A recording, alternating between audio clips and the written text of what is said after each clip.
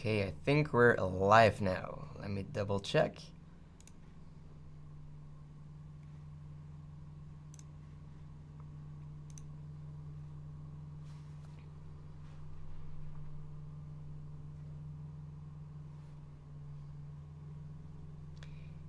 And we're live.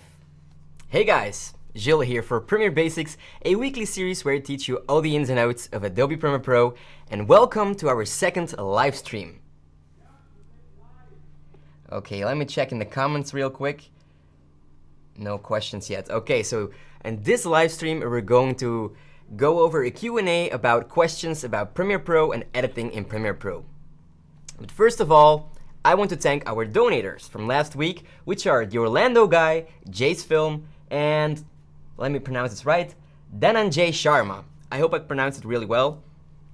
First of all, the Orlando guy, I checked out your channel and I really liked it. You tell about the history and the places in Orlando, and it makes me feel like I really want to visit Orlando because I've never been there before, which is really cool. So, let me check in the comments. Hey everyone. What's your computer? Well, I'm using the MSI Creator 15 laptop and just a monitor here for Premiere Pro. So, the audio is better. Well, thanks guys. We had some problems with the audio last week, but this week we managed to fix everything. So, normally everything should be okay right now. So guys, do you have any questions about Premiere Pro or editing in Premiere Pro? Maybe problems that you're having. Maybe we can solve the problem, or maybe you have a crash and we're trying to fix the crash. Let me know. Let's see. You have a lot of questions, okay. Can you actually distort videos in Premiere Pro? Well, when we go to Premiere Pro, let me check right here, and go to the Effects, Distort. Well, of course, we have the lens distortion removals. These are for the drones devices that you can use. We don't want to use this one. We have the distortion effect right here, which is for the audio, but you're probably thinking about a video distortion, and well, we have a couple of them. First of all, you have the lens distortion. This one is a really cool one. Let me grab a shot real quick.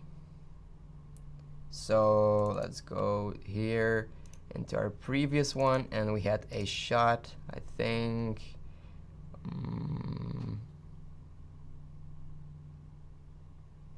Or let's just use our intro. So we put it into our timeline like this. I hope you guys can see it well. Let's drag this a little bit here, okay? And when we put the lens distortion effect on it, you will see that it will do nothing. It will do nothing at all because we have to change our values, of course. So let's go into the effect controls right here. And here you see the curvature. That means the curvature of your lens. Now, if we distort this, look, here you can change the curvature in the plus region, so above 0, or -0, -15, -50, whatever you want. And this will distort your shot, making it look like a lens or like a ball kind of effect. This is really cool when you want to create a kind of television effect, for example.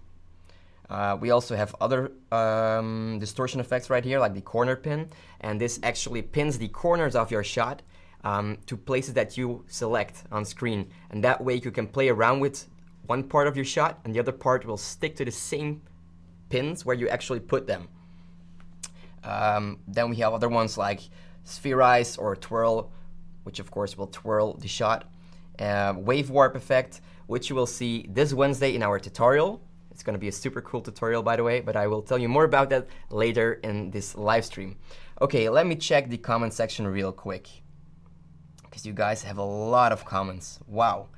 What version of Premiere Pro do I use? Well, I'm using Adobe Premiere Pro CC 2020.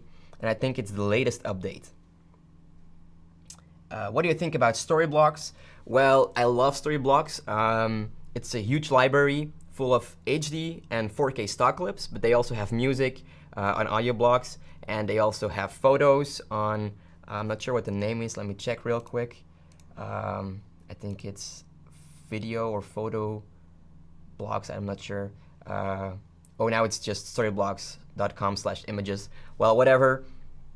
But I'm really happy with the website, with their library. It has a lot of footage that you can find, overlays, After Effects templates that you can customize to whatever you like. So I really love using it, not only for our work here at Cinecom or at Premiere Basics, but also for other work besides that. Let me check. You have lost the ability in Premiere Pro to stretch the size of assets in the main window. Using the scale number is a pain. So what you can do if you want to rescale something, let me delete the lens distortion here, is you can just click on motion, and then you will see this blue box around your shot right here. And with this, if you just grab a corner right here, you can scale it like this. If that's what you mean, of course. I'm not entirely sure what you mean with that question, but this can help you scale. Of course, you can use the parameter here as well, the property of the scaling. And if you click on the little arrow like right here, then it will collapse, and then you will find this lever, which you can also use to scale. And of course, you can also use the transform effect. Let me check right here. It's also in the distortion effect map, and when we apply that, we can use this scale right here to scale our shot. Now, a quick tip: if you're using the transform effect to scale, don't go over 300, because then the effect is getting really slow and it will ask a lot of your PC, especially when your PC isn't that great. Don't try to overdo it above 300. So what you can do is just go to a max of 300 in the transform effect and use the motion scaling here for the rest of the extra scaling that you want, if necessary. Okay, let me check. Where is the Cinecom studio? It's in Belgium. A shortcut for color matte, like an adjustment layer. I'm not sure if there is a shortcut for this yet. You can just go here, color matte. But let me check. When we go to our edit menu and then keyboard shortcuts, let's look for color matte. Unfortunately, there isn't one that we can add. So the quickest way is just to right click in the project panel, go to new item, color matte, or just to the new item icon right here and select color matte from there. How are you? I'm doing really well. Thank you for asking. How to do the TikTok's face zoom tracking effect? That's actually a really good question. Unfortunately, Premiere Pro doesn't have a good tracking feature.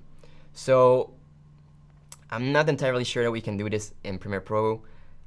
Maybe manually with the transform effect, but you'll have to use Adobe After Effects for that, or just the TikTok effect. Let me check. What's your guys' preferred keyboard and mouse? I like keyboards that are quite flat. I don't like the really thick keys like this one right here, because my fingers are too short for it. That's my issue. How to earn online money through editing? Just start editing, work for clients, make YouTube videos, and just create. Don't stop creating. Never stop creating. Just always create, and the money will come eventually. It has to be your passion, of course. But let's go over some questions for Premiere Pro, guys. Auto motion tracking, like After Effects. Well, I haven't heard that rumor about Premiere, but it would be really cool if Premiere would add a feature that has tracking. We now can track masks. It works quite well, but not entirely. It's not the same as in After Effects. So let me see if I can track a mask here. Let's remove the transform effect. Let's reset this parameter right here. And let's duplicate our layer first, like this. I'm just holding Alt while doing this. Then I'm going to the top layer right here. I'm going to mask the glasses, maybe, just a real rough mask.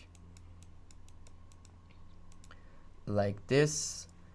And I'm going to track it forward by hitting the play button right here. Now you can see the progress. But I don't think that it has a lot of motion in the shot. I'm not entirely sure. Okay, let's see. Okay, now if we disable the bottom layer, you will see it way better. It's okay, it's nicely done. But this motion is really simple. It's just an animated picture going from the center to the left side of the shot. So it works, I'm not gonna say great, it works good, but this is also a really easy motion. So for complicated motions, it will not work that well. Let me check. Can you please tell me how to make a color math? Well, we just did that right here. Let's go to new item, color math, and then we can just, this is always the same setting as your sequence already, so you don't have to change anything here. Click OK. And, oh, my screen is on this PC right here. Let me grab it.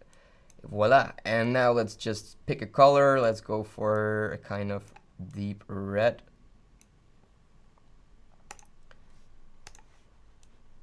And here we go, a color math. Super simple, actually. Let's delete it. Bam.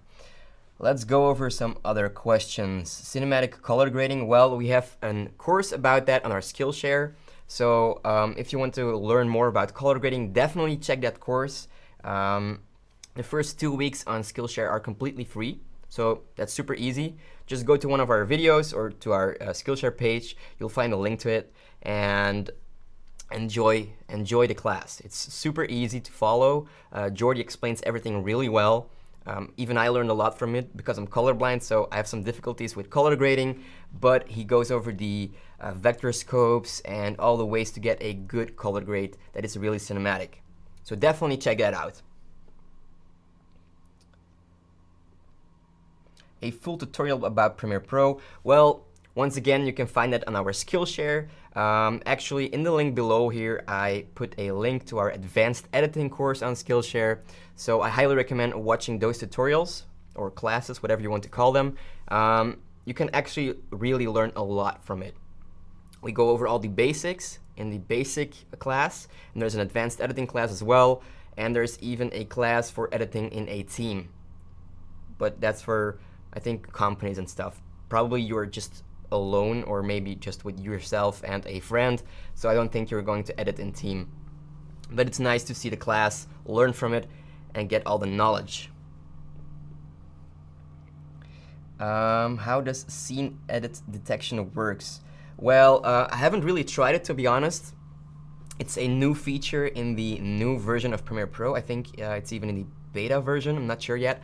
And what it actually does is when you have a fully edited video that is already rendered, like for instance when you grab one from the internet, or when you've already made one in the past and you want to cut it again, or you just want some clips from it but you can't find the project again, then you can put that track into Premiere Pro.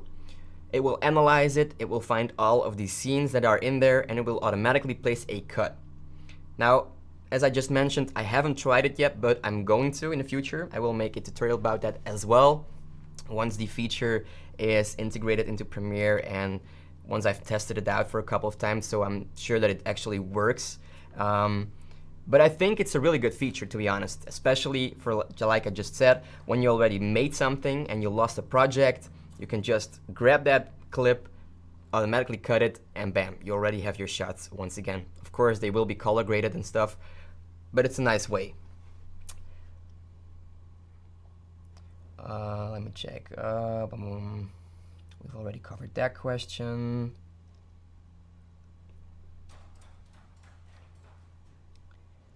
Whoa, there are so many questions, guys.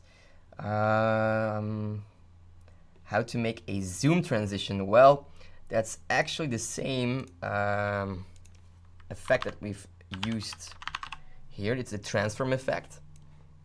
With this effect, you can deselect this checkbox right here. It's the, oh wait, I don't think you guys can see it. Now you can see it. Let's deselect this right here. It's the use composition shutter angle box. And then we're going to apply a custom shutter angle of 180, and this will give natural motion blur. Then we can use the scaling here to scale our clip. This is the one with the mask. Let's remove this one. So 180. Let's place a keyframe. Let's scale this up like 300. Come on. Well, this is actually how you can make a zoom already. And what you can do then is take another shot. Let's grab our outro now, which is actually kind of the same, but I'm going for this part right here. Let's place it here. I've placed these in points and out points just with the I and O keys on my keyboard. And what we can do here is do the opposite. So we start with a large zoom. So we can just Control-C this effect right here, the transform effect, and copy paste it on the second clip. We just take the last keyframe here, put it in the beginning, and take the other one and place it here. Voila, this was actually basic of it. Now, you've probably seen the, what's it called? Chanda zoom transition, I think. It's one of the most popular ones on the internet that you can download. Now what he does is, I think he uses the mirror effect as well. Let me undo this for a second.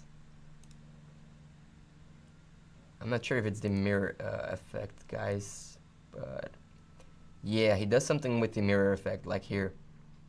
So what it does is he places a second one. I think he transitions that, and also on the track above.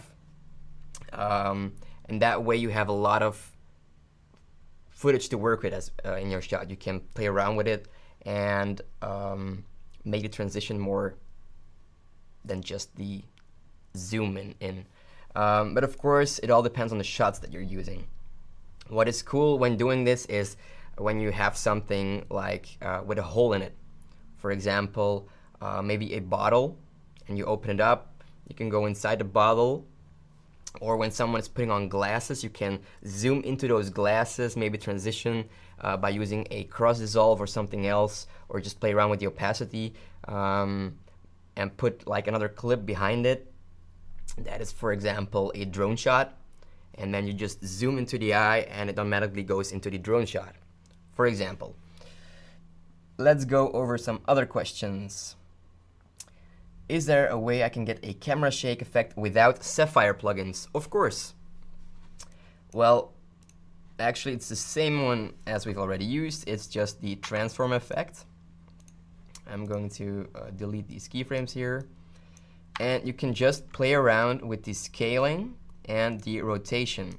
So let's put a keyframe here, go a couple frames further in time, maybe 3 frames, and let's add 5 rotation, a little bit further in time, -5, a little bit further in time, 3, a little bit further in time, -3, and so on and so on, until we end with 0 rotation. And then of course we have to adjust the scaling as well, but I'm just gonna put like 103 right here. Let me check.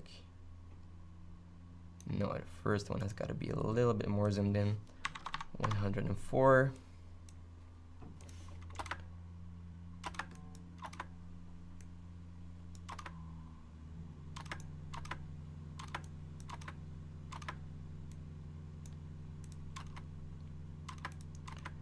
Okay, so this is kind of a camera shake. Of course, we have to adjust the scaling to see that our black borders, like right here, that they are not in the shot, of course, that they disappear. So we just have to adjust the scaling, maybe to around, I don't know, 105, a little bit more. Let's take 106, even more. Let's just go 108, just to be safe. And let's delete the first keyframe. Just stay at 108, but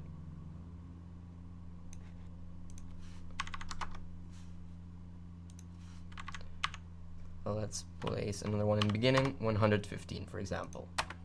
Bam, now we have a camera shake. So it's all using the transform effect. really, really simple actually. You can do a lot with this effect. The transform effect is, in my opinion, one of the strongest effects that Premiere has to offer. And the good thing about it is that it isn't really heavy for your PC, especially when only when you go over the 300 within the scaling. But for the rest, it's super easy to use. You can do a lot with it. So you can make transitions, you can make camera shakes, you can be super creative with this. So I definitely recommend having a look at the transform effect. Now let me see, because Jordy just sent me a message here. There is a link to our stock clip if you want it. Let me put it right here. Live stream, where is it? With it. So you can make transitions, you can make camera. I need it here. It's prba.link/downloads, I think.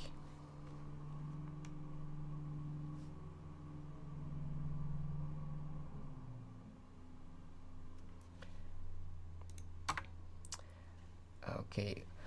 Whoa, let me check all the questions, of course, because there are so many of you guys.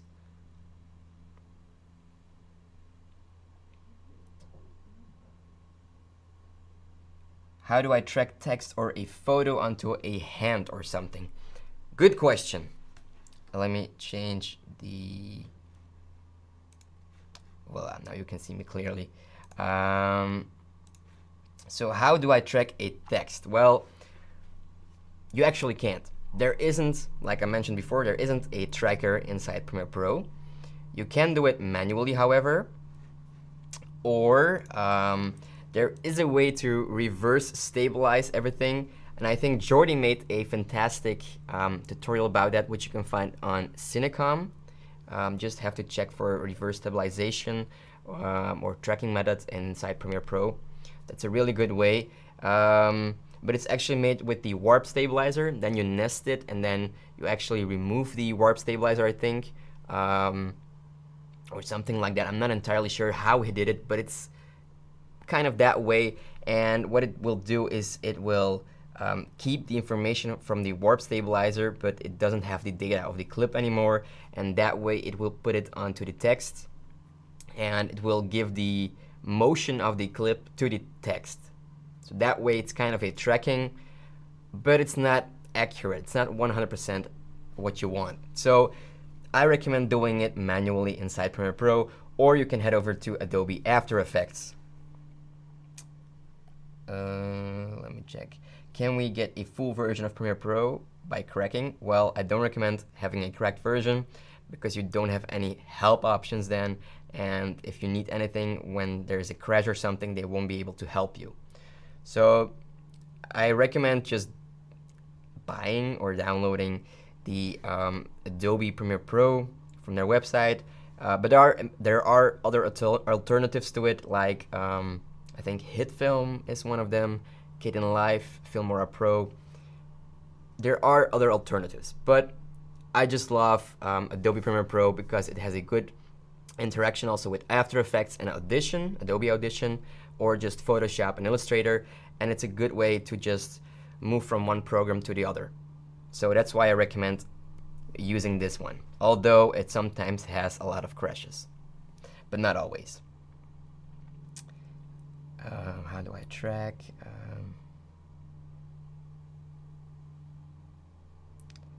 How can you split a video without using the razor tool? Interesting question. Let's head over to Premiere Pro.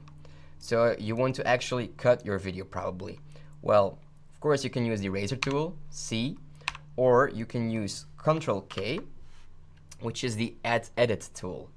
Now what else you can do is when you find a point that you like, for example here, and you want your clip to start right here, you can hit Q, and this will delete, let me undo this, this will delete everything here that is in front of my playhead. So Q, bam, everything that was in front of this shot right here, of this particular frame, is gone right now. We deleted it. We can do the same with the last part of a clip, like for instance we want it to end right here. Then we hit W, and then it will delete everything behind the playhead. So that's also a good way to make cuts to your scene. But of course, you can also just use C on your keyboard, which is the razor tool. Okay, let me check. How to put black bars animation ins and outs. Interesting question. What we can do is we can make an adjustment layer. That's one way to do it. Like this. And we can use the crop effect. And then we can take the top and bottom property.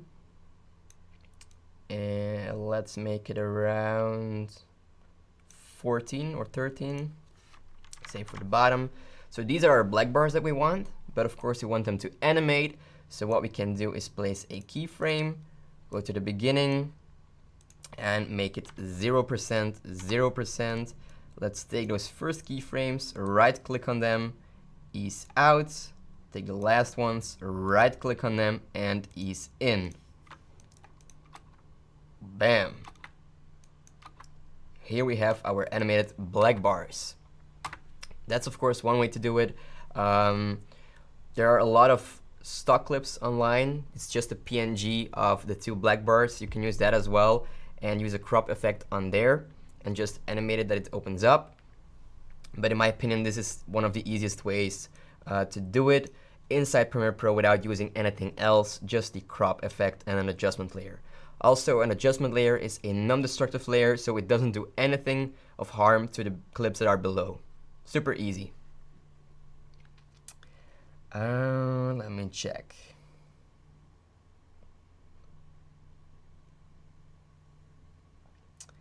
Is there a shortcut to zoom in the keyframe panel? Do you mean the effect controls panel? Because you can use this lever right here to easily zoom in and out of that. Let me scroll for a bit. Please tell me how to make some unique transitions. Well, guys, in that case, I recommend stay tuned for our next week's video, because next week we have an amazing sponsor. He's called Phantasma, I think, and he made a ginormous bundle of presets, LUTs, transitions, overlays, sound effects. It's just ginormous. It's called Cinepunch. If you want, you can find the link to it. I will place it in the comments right now. Let me just find the comment section right here. And it's, I think it was this one.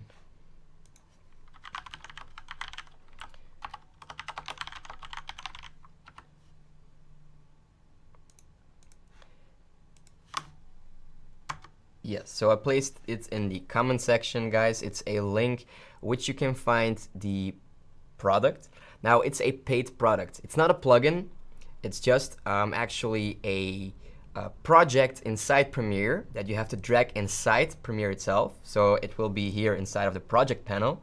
And it will be like this with this kind of view. It will be inside of a bin. So let's just call this transition. It will be inside here, and it's super easy to use. You just have to drag it on top of your clips, and it will automatically create a transition. Now, as I just mentioned, you have to pay for this. I think it's like $40, I'm not sure. But let me tell you, it's huge. It has so many things that I've been looking at it for over a week, and I still haven't checked all of it that it's inside it. And I'm super happy with it. And all of the effects and transitions are made with effects from Premiere itself. So in theory, we can just create them ourselves, and we will do that as well in the tutorial next week. So we're going over the bundle itself. We will have a look at the different transitions, overlays, LUTs, and stuff, and we'll also analyze the effects that he used for creating these transitions, so that you can create them on your own when you have enough time, of course, because let me tell you, he put a lot of effort and time into those transitions. I really analyzed them, and he really put some thought into them. So that's a way to create some unique transitions. And also stay tuned for this week's video, by the way, because this week we're going to create a hologram inside Premiere Pro. Now, I've been checking this effect out for quite a while already, and it's quite a heavy effect. We're going to use different effects like the Venetian blinds, the wave warp effect, which is one of the distortion effects that we talked about, and those are really heavy for your PC, but those were the easiest ones that I could find. There are other ways to create it as well, but it's really, really heavy for your PC.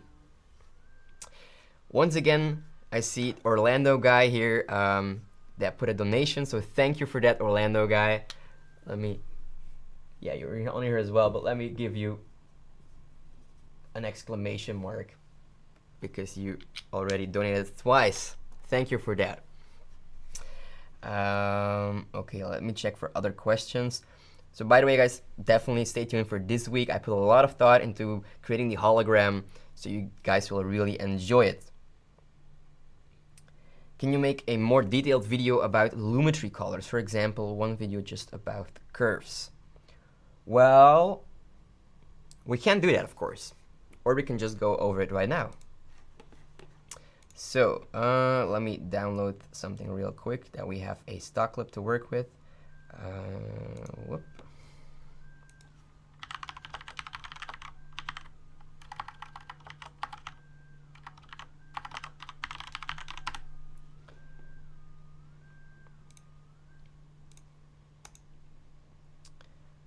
Let's see. Oh, it's downloading. Okay. So we'll already open up the Lumetri effect. You can find it into Window, and then we head over to Lumetri Color right here. So let's make our program monitor a little bit bigger, our timeline a bit smaller. Voila. I hope you guys can see it very well. Let's remove these shots already. And I'm just waiting for the clip to download. Oh, here it is.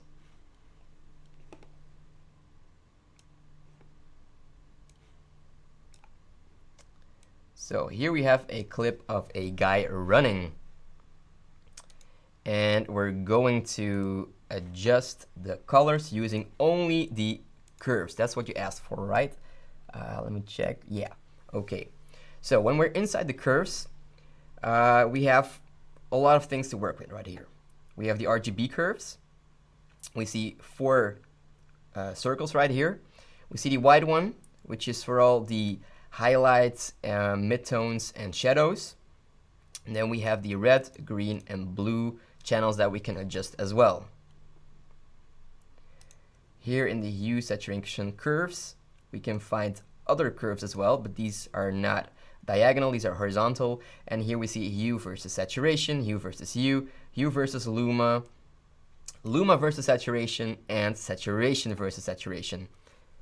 Not gonna go into these right away. We're first gonna start with the upper one right here. So let's collapse this. Okay, so what we want to do normally is make a kind of S-curve inside this. And this will create, well, I'm not gonna say what it creates. Let me just show you. So let's place a point here, and a point here. Let's drag this down a little bit and this up like this. And this will create, as you can see, more contrast. So we started off with kind of a flat image, and now we have a lot more contrast. Now to get kind of a faded film look, we're going to drag this point right here. So in the bottom left, we're gonna drag this up.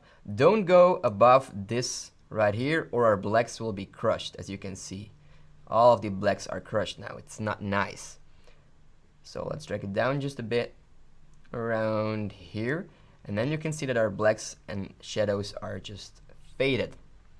And we can do the same with the highlights, of course, if you want that kind of look.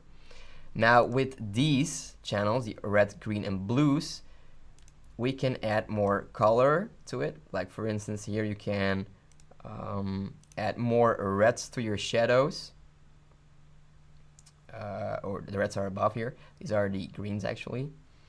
and more reds in the highlights, for example. Same with the green channel, same with the blue channel. This way you can create more color contrast in your shot. So your shadows will have more contrast, more color inside them. And that's an easy way to create more contrast with just the curves. Now I'm going to remove these by double clicking on them. Voila, maybe just a little bit of contrast. Like this. Of course, you can play around with it and create as many points in there as you want. Now, let's close this one and go to the hue saturation curves. Now, what you can do with this is actually look for a specific color with this pick width right here. I think it's a pick width tool. And let's go for the greens. Now it will select the greens. We take the middle point, and if we change it, look, the saturation of it will drastically change. Now, don't overdo this because sometimes it can create a lot of noise inside of that color region. Hue versus hue, same thing, but it will change the hue, so the color value of that color. So if we pull it above, it will create more kind of a yellowish green, going to pink, and so on. Here we create more of a blue, teal look, to purple, and so on. Hue versus Luma, same thing. You pick a color and you change the Luma value of it, so the darkness or brightness of it. Then we have the Luma versus saturation. This is, for example, when you take this point right here, it's quite of a dark point, so it's in the shadow region, and we can put it up and make it more saturated or not. What I tend to do here is place a point here and a point here, and make all of the deepest shadows just neutral colors, just as black as they can be, and the same here with the highlights. And it's the same with the saturation. I'm not sure if you can see it very well. Let me see if I can scroll down even more. No, but you can just see it a little bit right here. Same thing, we're gonna pull it down. And that's how you can work with the curves. Let's go to the chat back again. Let me see what you guys have been asking.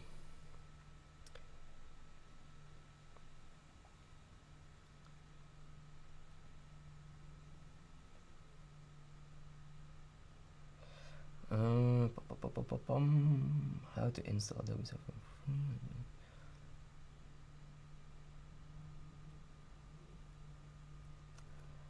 How do you remove a bad green screen? Well, actually what you want to do with a green screen is, of course, shoot it the best way possible. And that means make it tight so there aren't a lot of wrinkles in it, and lit it evenly so that it's completely well lit on the entire surface. That's one way to start. Then inside of Premiere Pro, let me just grab the shot right here. It has a lot of green in it. We go to the Ultra key effect and the keying map right here. Oh wait, you guys can't see it, of course. We're going to the Ultra key effect right here. Let's drag it onto our shot. Then we're going to take the pick width tool, choose our color. And for some reason it isn't working. It's probably because I'm using a second monitor.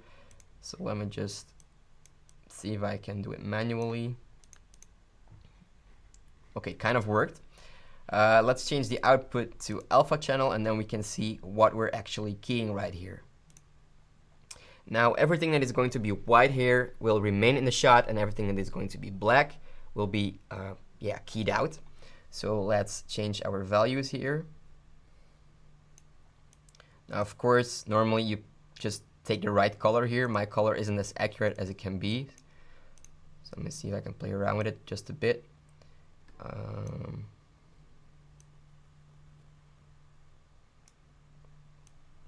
It's not going to be super well, of course. But there is a good tip that I got from my colleague, Janik. And let me just put it back to composite right here and turn it off. And that is to go into the Lumetri Color effect, head to the HSL secondary tab, look for the color that you want to key out. So in this case, it's kind of the greens. Bye, Janik! Let's put on the mask right here. Then you have to take your color selector here and make a selection of the color that you want to key out. So let me just make a quick selection here of all the greens.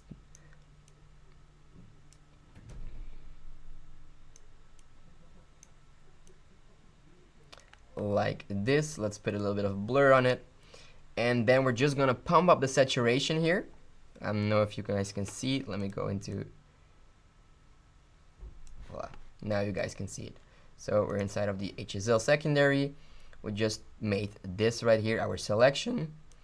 And once we head down here, we can go to the saturation and put it all the way there. But as you can see, the max is 200. But if we click on it, we can actually go to 300. Same thing for the contrast. Let's pull it down. And the tint as well to the green side.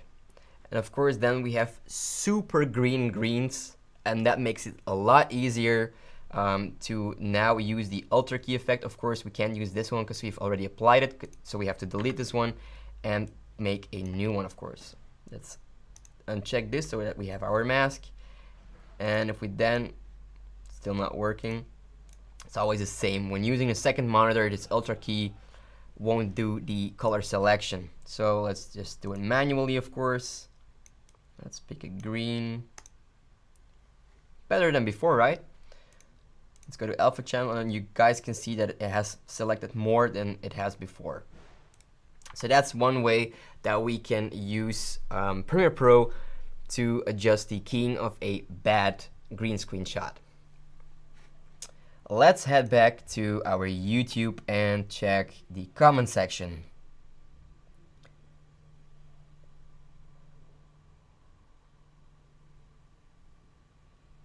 You've lost your timeline. Well, I'm not entirely sure what you mean, but if you meant that this right here happened, bam, and you've lost this, then you can just head over to Window and go to Timeline. Or head over to your project panel and open up the sequence right here. Voila. If that's not what you meant, and you've actually lost the entire project, then I highly recommend saving a lot and maybe putting on the autosave function as well. Okay, let me check for other questions. How to make a smooth photo or text transition, like sliding it. Just like I mentioned before with the transform effect. Super useful for everything.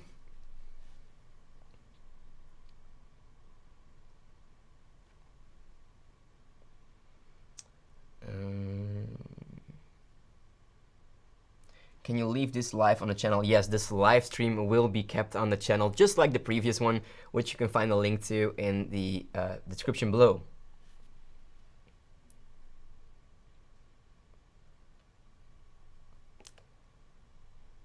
Text animation effects and how can we customize them? Very good question, actually. And I'm gonna make a tutorial about this really soon. It's gonna be probably for November or beginning of December, I think. Not entirely sure, but we're gonna make 3 super awesome motion graphics. Now, how can we do this? Well, let me close the Lumetri panel right here. We go to Window. Let me check, and it's the essential graphics right here.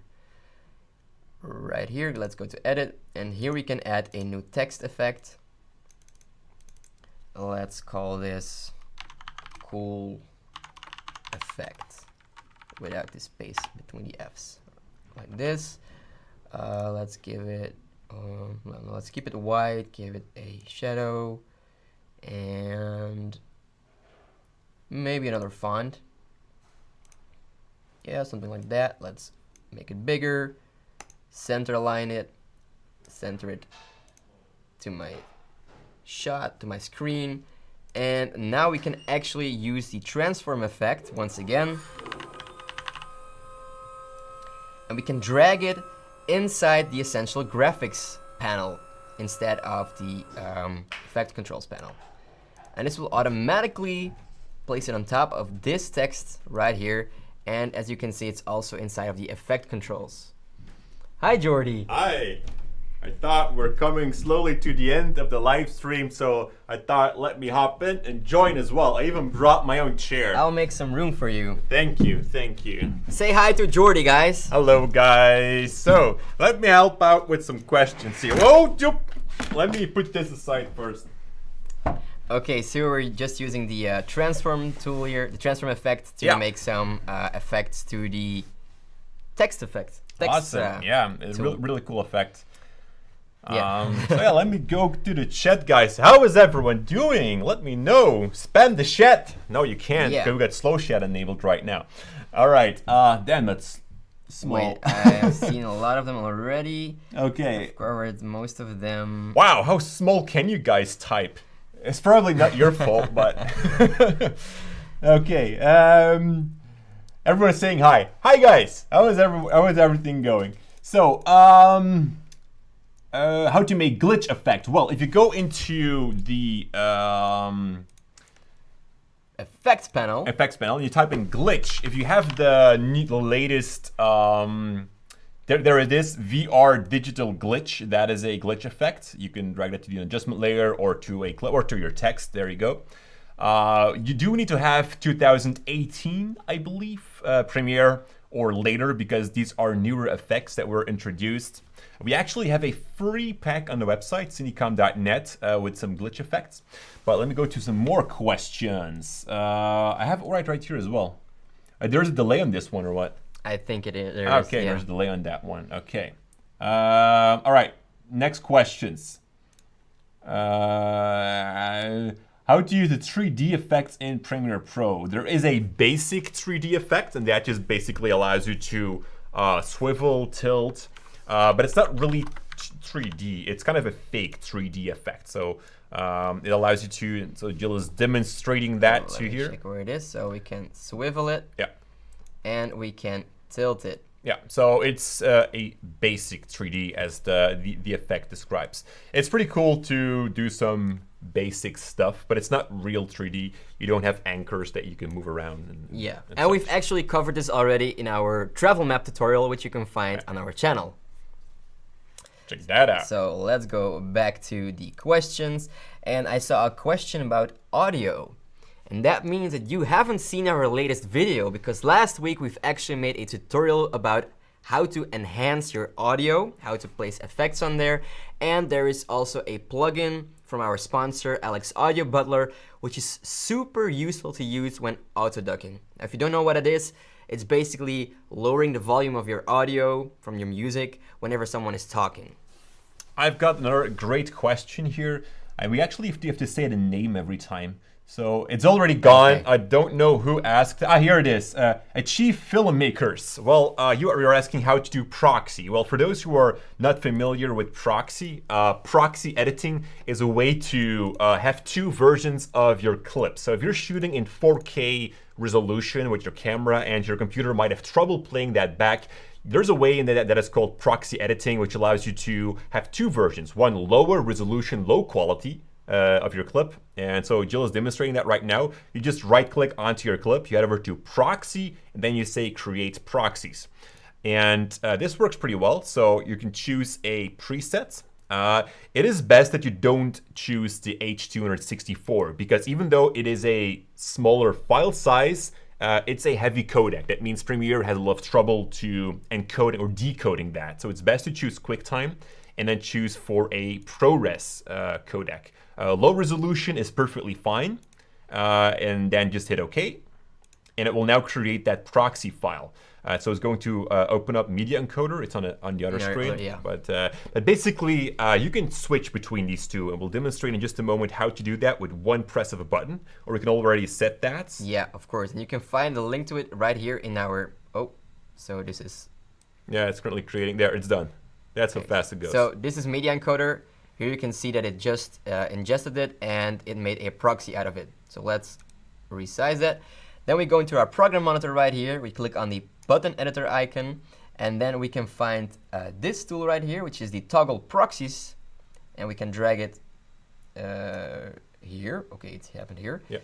Oh, hit OK, and bam, now our proxies are on. Yeah, I'm not sure if we maybe double click here on it and set the resolution to full, maybe then you guys can see it better. So if you now, so we're now editing on the proxy file. So that means we're now linking to that low resolution clip. So playback will go a whole lot faster. If we click on it again, we switch to the original. I'm not sure if you guys can see, probably not. But we can see a difference. We can see a difference. I'm not sure if you guys can see it. So now a proxy is being shown to us. The quality is a bit lower. That's when the icon is blue. If it's white and not activated, it's our full resolution clip that we had before. Let me move this one back up there. Oh, there you go. So yeah, that is proxy editing. Really useful if your computer isn't that fast. All right, let's get to some more questions because that was a really good one actually. Can you explain every effect on audio effects? Not today. Check out the tutorial from last week. Yeah. All right, let me see here because I see there's a lot of questions about audio. Okay, Amir, how to change sounds? Very quickly, if you select we do have sounds?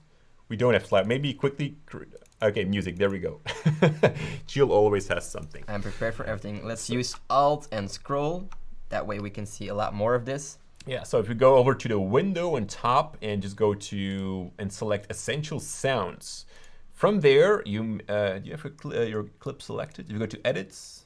So from there, you can start choosing like which sound type is this. So this is music, but if you want to change the sound, it's best to choose things like dialogue or sound effect. And that is going to give you, for example, sound effect, and that's going to give you some tools to add reverb, to equalize, to do all sort of stuff with your sound. You know, if you selected a category first, you can clear that by clicking on Clear Audio Type.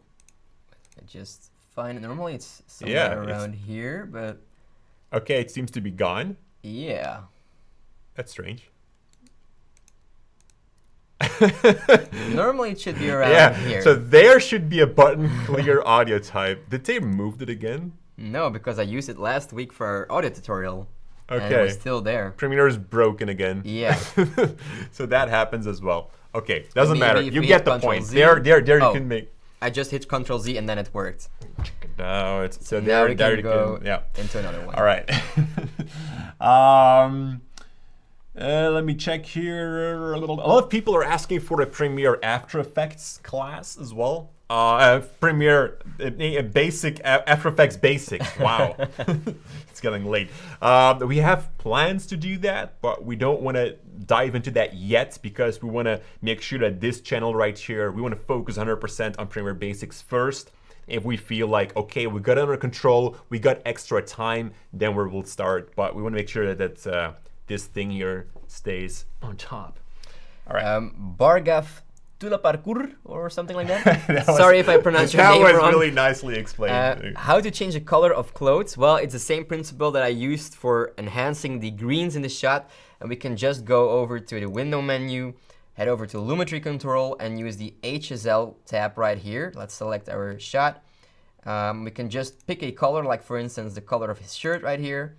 We put the mask on and then we can see our selection that we're making. Let me just make a quick selection of here.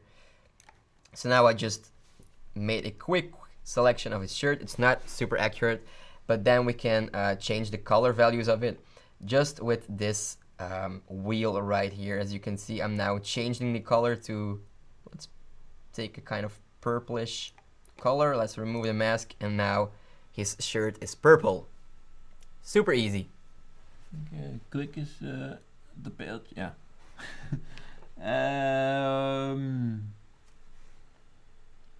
Okay, explain the values.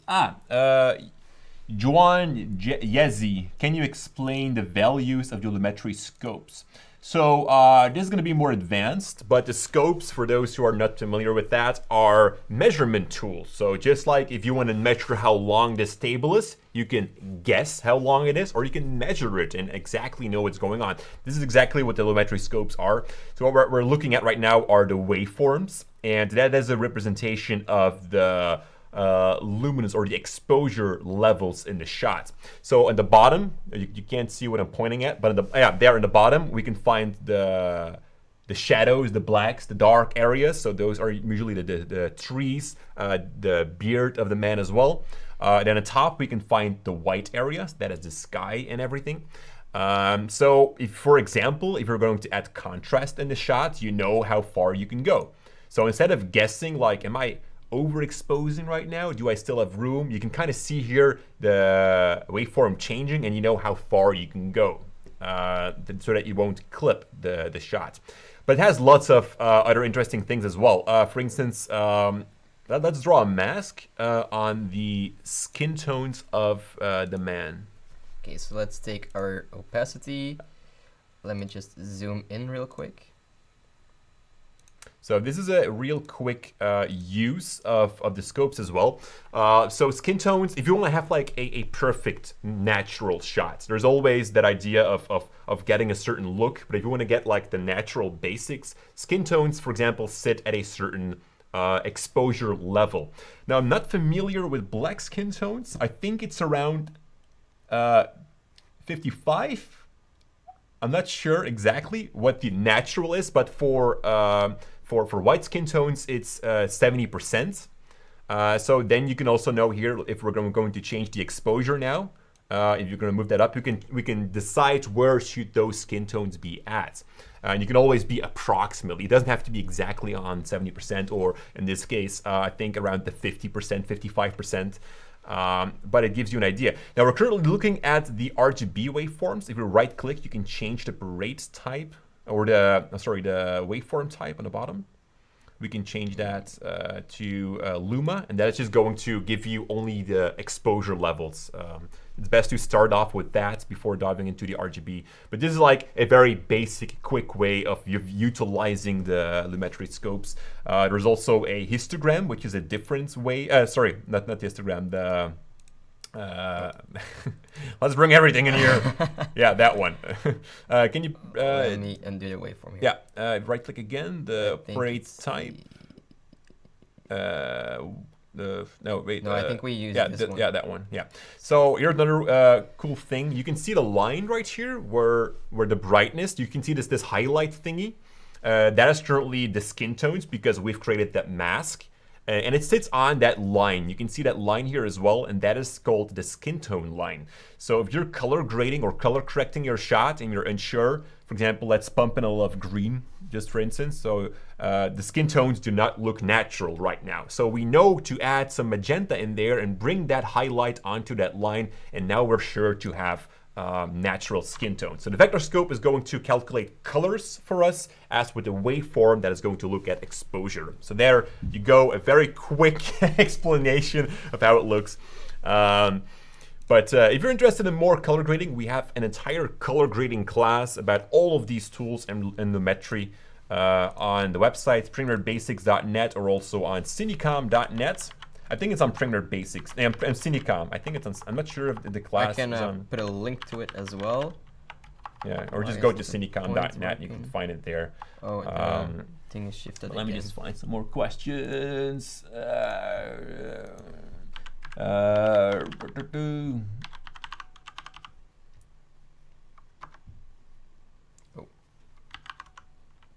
Say about to.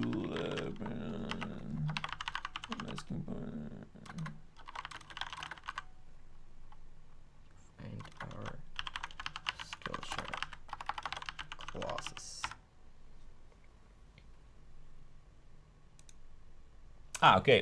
A very quick question. How do I turn down the volume of a clip on the end? So let's, for example, add a cut somewhere in the music. And let's say that is the end. So it really stops abrupt right now, instantly. We want to make that fade out. There are two ways to do that, and I think the easiest one is to just add a Cross dissolve. Good. It feels like my apprentice is sitting next to me. And we can just do that by right-clicking at the end and say apply default transition. Yeah. That's the default constant power transition that it adds to this clip. Now it will fade out. But it's not that good, in my opinion. Yeah. So what else can we do? What else can we? It feels like a Dora episode. Do you know what we can do? Keyframes. So either by hitting P on our keyboard to take the pen tool, or just by control clicking here, we can add keyframes. We can drag the last one completely down to -infinity and just play around with the length of this. Yep, so the height of that curve defines the volume. So the Yes. higher that line sits, the higher the volume. So if we pull it down with a keyframe, we've now kind of animated the audio volume. So it goes from loud to slowly to nothing. And what I tend to do also is whenever this here happens, and you can add a little bit more to this, it's also -infinity so you don't hear it. You go to the essential sound and add a little bit of reverb to it as well, and that way it will not end abruptly, and you will hear a kind of an echo in the back, but it's really silent. So that's what I like to do, especially when you're using sound effects and stuff like that. Another good question from Hanny's Look. Do you have some audio libraries that are for free? There are some. For sound effects, you got free sound. However, you need to carefully read whether or not you can use it for personal use, commercial use, attribution. So read the copyright, but you can download sound effects for free. There's a lot of junk on that website as well. Sometimes really funny, but you can also find a lot of good sound effects. For music, CC Mixter. I'll type it in the chat. I didn't know that one. Yeah. So dig.ccmixter.org, I think, or .com. I'm not sure. Try it out. Try .org and .com. Also, the same thing there. It's for personal use only, and it requires attribution. So make sure to call out the creator of the sound effects or the music that you are using. If you're using it for commercial purposes, guys, just go to Storyblocks Audio, for instance, or there are so many websites. You got Epidemic Sound, Artlist. There are so many websites out there. Storyblocks is really cool, and it doesn't cost much. So if you're earning money from it, then I think it's fair to also pay the creators for it. All right, what is Parajit CR is asking how to reduce grain in your footage. Grain or noise can happen when you're shooting in low light situations, and what you can do is use the denoise effect, I think. Is there a denoiser? Normally there is one. I think it's. I might even check. I'm not sure. I don't think so. I've never heard about a Here, denoiser. it's the VRD noise, but I'm not sure if it works properly. Me neither. Anyways, there is a third-party plugin called Neat Video. I think it's the most popular one. Yeah. And Red Giant also has one. Red Giant as the denoiser. Yeah. 3, I think it is now, the Yeah. third version already. It works, however, Red Giant is quite expensive. Yeah, yeah. And I think Neat Video also costs $100. But if you're working on a commercial project and your video is very grainy, I think it's worth it. But it does slow down your computer a lot. So I'd say try out the trial or the free version first before you buy it, because I didn't even know. I'm still wearing this. So I've been wearing this little backpack now The entire day. There's nothing in it, but Okay, we have another question from both Ihab Abdal and Mathieu Michels, I think. It's how to sync video with very fast beats. What I tend to do is listen to the music, hold my finger on the M key, which makes a marker, and whenever there is a beat, I just place a marker, and then I just cut my footage to those markers, so to that beat. it feels like you're playing the music, like you're playing piano. Like, yeah, there. This is how we do. Yeah. All right. Let's answer 2 more questions, and then we're going to wrap it up, guys, because it's already 4:30, and I still need to finish the video for tomorrow because we're working on this gigantic project right now. All the work. Let me see. 2 very good questions. I'm looking for 2 amazing questions. Guys, think about the best question you got Related to Premiere Pro. related to Premiere Pro. Yeah. Or Jill's personal life. You can choose. Let me check here. How to tracking? You can track in Premiere. You can track masks. Maybe you can tell about the way that you tracked the text.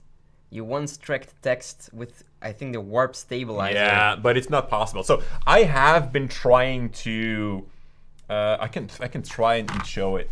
You know what? Here's an assignment, guys. I'm gonna give you homework. If anyone figures this out, don't put it online. Just contact me personally. YouTube at cinecom.net. Jordy at cinecom.net. Contact me personally if you figure it out. I want to run out with the credits. You're not getting it. So let me just. We're still in Premiere View, right? You guys? Yeah. Okay, yeah, that's good.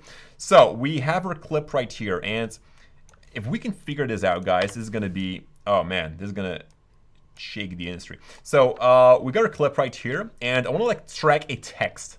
So what I've been trying to do is with the warp stabilizer, I'm gonna take like a very small. What is this? Very small part, and I'm going to stabilize this. And I had this idea of when you stabilize a shot, and we're going to put the stabilizer to no motion, because that is what we want when I have no motion. So this part should be somehow still. So if we're going to nest that right now, there we go. And no, I'm doing it wrong. I forgot. I totally forgot. Hang on. Warp stabilizer on this thing. Yes. Now you have to add a text layer. No, I know. Oh yeah, yes. No. Yes, no, yeah. All right, so warp stabilizer on the clip. Yeah, we're right. We're good. And now I'm gonna have to go ahead and add a text in there. You know, I was breaking my head about this when I was trying that out an entire day. So we're gonna put text right here, and I want that to kind of stick there, be motion tracked. So there we go. So now I'm gonna go in here. So the text, no. You have to put the text layer here. All right, the text there. This is, I know I have to put it to no motion. So there we go.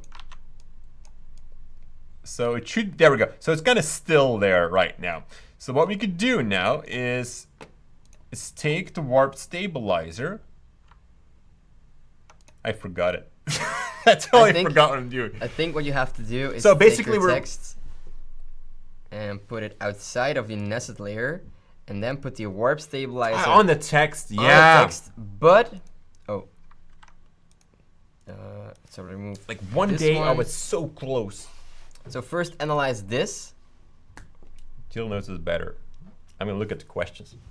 I feel really bad right now. It's been a long day. Okay, guys. once this is analyzed, you can see that it's creating a vortex right here, and it's made this a still. Okay, so we take this one, Control X, go here, Control V to our text, but don't analyze it. Don't, otherwise it will analyze the motion of the text, which you don't want. So normally, no, it isn't working. It's too late, but something like that. Yeah, we have a tutorial about that on the Cinecom channel, but it's kind of this way. It works the exact same thing as a reverse stabilization within After Effects, but then we're doing it here in Premiere. But it works a little bit different. Like you're, yeah, it doesn't matter. Really, I'm making a fool of myself right now. All right. What is it?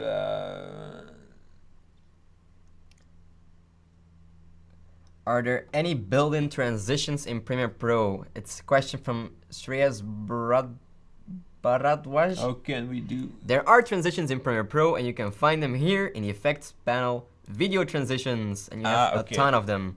So yeah, Nikas Shama, how can we zoom in like we do in our tutorial videos?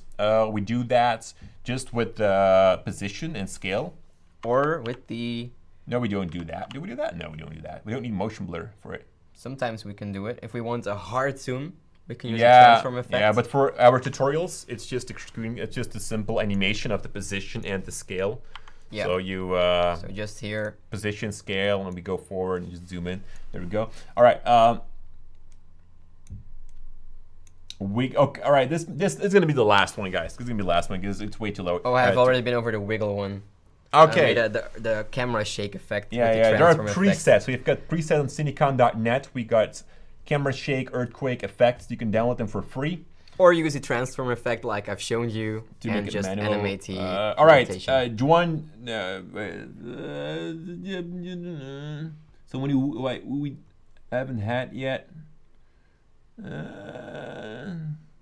You can send me an email if you like to support@cinecom.net, but I get like hundreds, thousands of emails a day, so I cannot promise to reply back.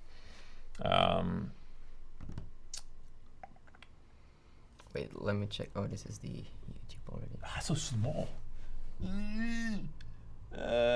All right, last question, because I see a couple of guys asking about software, like what we think about other editing softwares. So we got, I think the bigger players are Premiere. We got DaVinci, Final Cut. I think those three are. Yeah, the main ones. I that think everyone is- the main ones. and also Avid Media Composer. Avid. Well, we don't talk about Avid. We don't because do that. it's really hard to use. It's really hard to use. It's so unlogical. So unlogical. And no, don't start ever with Avid. And then we have free alternatives. Yeah, free alternatives. But I think they're asking about those specifically. Yeah. So Resolve is actually for free. You can try it out. I think it's a pretty good. I haven't edited that much in it, but the transition from Premiere to Resolve is quite hard. So I had trouble figuring out how to do everything. It works different. However, you can go inside of DaVinci and use a custom keyboard shortcut setting with all of the Premiere Pro shortcuts. But it inside still of doesn't that. really like. It's a different workflow. Yeah, the whole workflow is different. So. But I do think that the color grading. Yeah, the color inside grading. DaVinci is way stronger because it works with nodes. Yeah, not only that, but you have like so much more tools. Yeah. So color grading is definitely, yes. If you love to do color grading and that is your thing, go for DaVinci Resolve. But if editing in general and more things around editing suits you better, I think Premiere is still the better choice out there. Yeah. Although it crashes so much. It has just so many features, and also the way that it works together with After Effects and everything is great. And with Audition and all those other programs from Adobe, they just work perfect together. Yeah. So yeah, we're not planning to leave Premiere just yet. And about Final Cut, we'll work on Windows here. I think Final Cut. I worked on Final Cut 7 actually a lot. I've worked a lot in that program. When they announced the brand new Final Cut X or 10, I quit because the first versions really sucked. But it's on Mac, so yeah, I think it's good. I think today the program is good, although I haven't tried it yet. I've never used Final Cut, to be honest. So okay. I've always used Adobe Premiere Pro. Yeah, if you're working in Windows, you don't really have much choices. But yeah. Okay. That's it. And guys, I have one final question for you. So we've already planned our videos for the upcoming weeks and months. But there's one video that I haven't planned yet, and that's the New Year video. I think it's going to be on December 30th, because that's a Wednesday, and we always post on Wednesdays. So if you guys have any cool effects for our New Year video that you want to see, leave it in the comments below or just in the chat right now. Something with fireworks is always cool. It's the second step. I was looking at the... So maybe we can try to create our own fireworks inside of Premiere Pro. Who knows? Maybe something else with popping bottles or something. Not sure about it yet. That's the only thing that I haven't planned out for you guys. So let me know in the comments below or in the live chat. And we have a couple of questions here. Where is Janik? Janik is gone. Janik is home. He's home. Yeah. We quit at 4. We work from 8 to 4, except for Jill and me. I always work from 8 to I don't know. Whenever you're done. Whenever I'm done. He's the boss. Yeah. I would think it was a privilege, but it's just being the boss just means over hours. Yeah. All right. That was it. I think we're going to end the live stream here. I Yeah. hope you guys enjoyed it. Make sure to subscribe, Yeah. to check out our tutorials, the previous live stream, and of course, stay tuned for our video on Wednesday and our next live stream on the next Monday. We'll see you guys.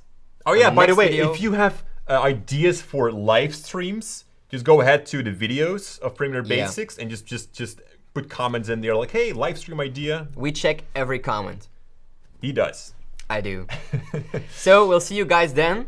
Yeah. And as always, Stay creative.